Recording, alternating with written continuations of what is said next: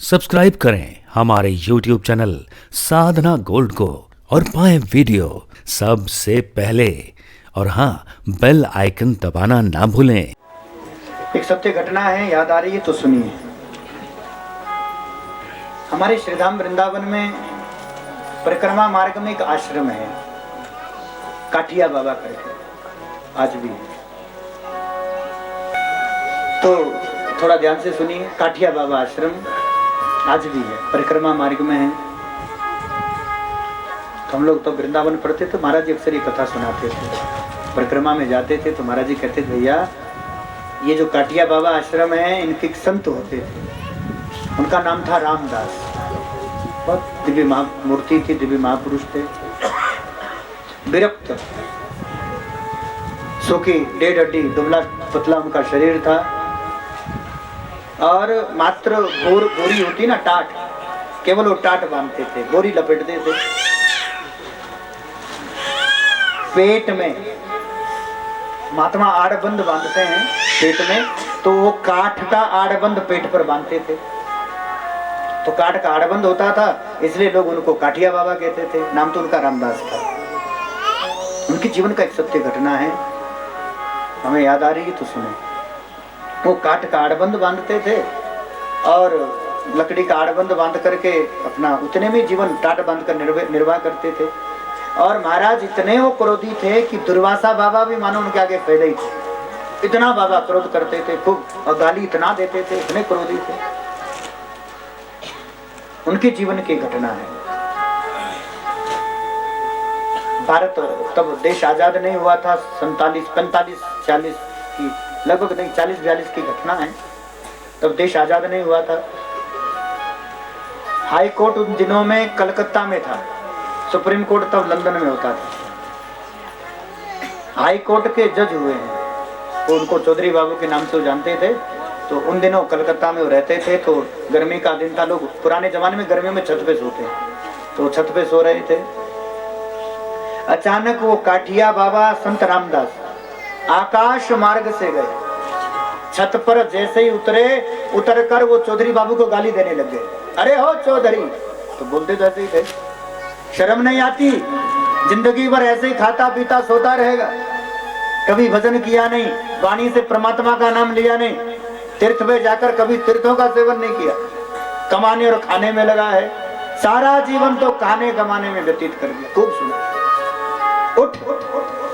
उठ करके मंत्र जप और राम तारक मंत्र का उपदेश भी कर दिया। वो नाम दीक्षा जो होती है, खड़े खड़े मंत्र भी दे दिया। ये मंत्र है, राम तारक मंत्र का जप कर, राम जी का भजन कर, तेरा कल्याण होगा। इतना कहकर बाबा वहीं से अंतर ध्यान हो गए। अब चौधरी बाबू को तो नींद कहां से आए? अरे कोई दुबला पतला महात्मा, डेढ़ हड्डी का, टाट बंदी है, मात्र पेट पे काठ का आड़बंद बंधा है। और ऐसा महात्मा 2-4 गालियां देकर सुनाकर चला गया। और गया ही नहीं, राम तारक मंत्र की दीक्षा दे।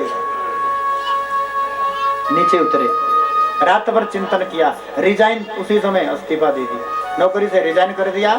और संत तलाश में सब तीर्थों पर गए, लेकिन उस महापुरुष का दर्शन नहीं हुआ। उनका अपना जीवन परिचय खुद स्वयं महाराज जी ने उन्होंने लिखा है। अंत में वही उनके उत्तराधिकारी बने, काठिया बाबा आश्रम के। तो चौधरी बाबू लिखते हैं, महाराज घूमते घूमते हम वृंदावन गए, वृंदावन की हम परिक्रमा कर रहे थे। अचानक वही दुबला पतला शरीर, वही तेज तरार उनका स्वभाव, किसी को गाली दे रहे थे। टाट बंदी है, काट का आड़बंद बंधा है, समझते देर नहीं लगी यही हमारे गुरुदेव है। लेकिन फिर हिम्मत ना हो, ऐसे महात्मा के साथ हम कैसे रह पाएंगे? बाबा ने हमें देखकर आए, चौधरी इधर आ गया तू। अब आए तो महाराज हम बैठे, तो कुछ दिन तो हम रहे, सोचा महात्मा बनेंगे, इनकी शरण में रहेंगे। लेकिन उनका स्वभाव देखकर मन करता, अरे हम कोई बाबा बने तो रोज पिटेंगे इनसे, ऐसे महात्मा के चेला हम कैसे बने? तो विचार कर ही रहे थे कि अचानक बाबा के मन में आया, चलो ब्रज 84 को उसकी हम परिक्रमा करते हैं। उनका शिष्य था गरीबदास, मतलब महाराज जी के जो सेवा करता था, वही उनका भोजन आदि की व्यवस्था करता था, और किसी का छुआ खाते भी नहीं थे। ये भी उनका नियम था जीवन का। केवल गरीबदास की बनाई रसोई को वो पाते थे, और गरीबदास 6 रोटी बनाते, 2 बाबा खाते, और बची हुई शीत प्रसादी स्वयं संत प्रसादी स्वयं पाते। महाराज शुद्ध देसी गाय के गोबर से चूल्हे का लेपन होता है। जैसे अपने ये देवता है, पता चला ये अपने घी दूध के हैं, तो गाय से इनका विशेष संबंध है, इस पर भी हम चर्चा करेंगे। तो वो गाय के गोबर से चूल्हा, तो चूल्हा चौका तो आज भी हमारे पहाड़ में होता है। उसी गाय के दूध घी से भोजन बनता है। परिक्रमा प्रारंभ हुई तो घूमते घूमते राधा कुंड की परिक्रमा हो रही थी गिरिराज जी में, और राधा कुंड में जाकर आसन लगा। दोपहर का समय होगा लगभग।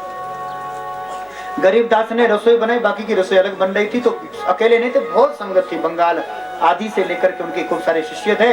तो उनके लिए वो टाट बोरी से रसोई बनाई गई, लपेट करके चूल्हा चौका गोबर से किया। गाय साथ थी, गाय को परिक्रमा में भी साथ रखते थे। गरीबदास ने चूल्हा चौका किया, भोजन बर्तन रखा, तो भोजन बना ही रहे थे। अचानक एक बंगाल की माई, वैष्णव महात्मा थे इसलिए वो टाट पर छूकर झांकने लगी, देखती हूं अंदर क्या बन रहा है। अब बाबा ने देखा तो दूर से डंडा मार दिया, इतनी गाली। अब बेचारी तो जान बचाकर भागी, इतने क्रोध में बाबा थे। भैया कहां तक हैं, चूल्हे में जो लकड़ लगा था ना, वो रोटी बनाने वाला, वो जलते हुआ डंडा निकाला, लकड़ निकाल कर गरीबदास को तब तक पीटा जब तक वो मूर्छित नहीं हो गया। अब विचार करो, वो मारते रहे बाबा, डंडा बरसाते रहे, इतना पीटा, इतना मारा कि जे बेचारा जाकर बेहोश हो गया। बर्तन भांडे तोड़ दिए, उठा कर बर्तन फेंक दिए, और क्रोध में आकर आसन, पहले तो कुछ लेते नहीं थे, आज बड़ी चादर ली, और चादर लेकर सर ढक करके माला लेकर राम नाम जपने लगे। अब बाबा तो अपने मस्ती में आ गए। 2 घंटे के बाद गरीबदास को होश आया, उठा, बर्तन इकट्ठे किए, गाय का गोबर लिया, चूल्हे का लेपन किया, पुनः चूल्हा जलाया, जलाकर भोजन बनाया, और बनाकर वो 6 रोटी बनाता था, जो भी साग सब्जी जो थी सो बनी, बनकर गुरुजी के पास चला गया। अच्छा, बाबा रोज 2 रोटी खाते थे, आज 6 की 6 खा गए। अब विचार करो, पहले तो रसोई के समय पीटा, और अंत में भोजन भी छोड़ा नहीं। तो संध्या का समय तो हो ही गया था, रात्रि में भोजन बनना नहीं था, तो बेचारा गरीबदास सुबह से भूखा था। शाम के समय बाबा कुटिया पर लेट रहे थे, वो चौधरी बाबू, कलकत्ता वाले बाबूजी भी बैठे थे। वो बेचारा देसी गाय का घी लिया, लेकर बाबा जी के तलवे में लगा करके वो संत चरणों में वो खूब सेवा कर रहा था। महाराज काटिया बाबा का चरण दबाते दबाते, रामदास जी का चरण दबाते दबाते, अचानक गरीबदास के नेत्रों से अश्रुधार बह पड़े। गरीबदास इतना जोर से रोने लग गया कि बाबा उठे। तो प्रेम से तो बोलते ही नहीं थे, उनका स्वभाव ऐसा था। ए गरीबदास, क्यों रोते हो? मार पड़ी इसलिए रो रहा है, या भूखा रहा इसलिए रो रहा है? गरीबदास ने चरण पकड़ लिए। यह है संत के प्रति निष्ठा। और चरण पकड़कर गिरते पड़ते रोते रोते गुरुदेव से कहते हैं, गुरुदेव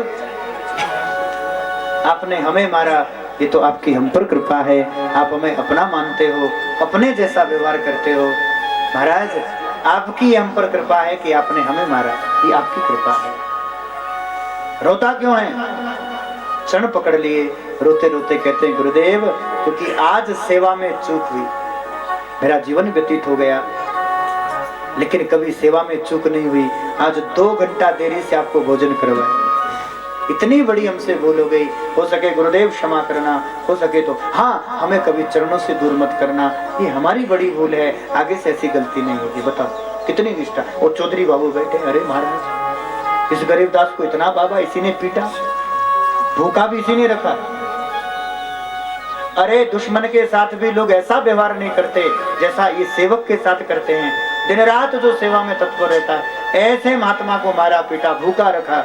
लेकिन धन्य है गरीबदास, धन्य है गरीबदास की निष्ठा, जो चरण पकड़कर कहता है, गुरुदेव आपकी चरण सेवा हमें प्राप्त होती रहे, हमारा मन सदैव आपके चरणों में लगा रहे।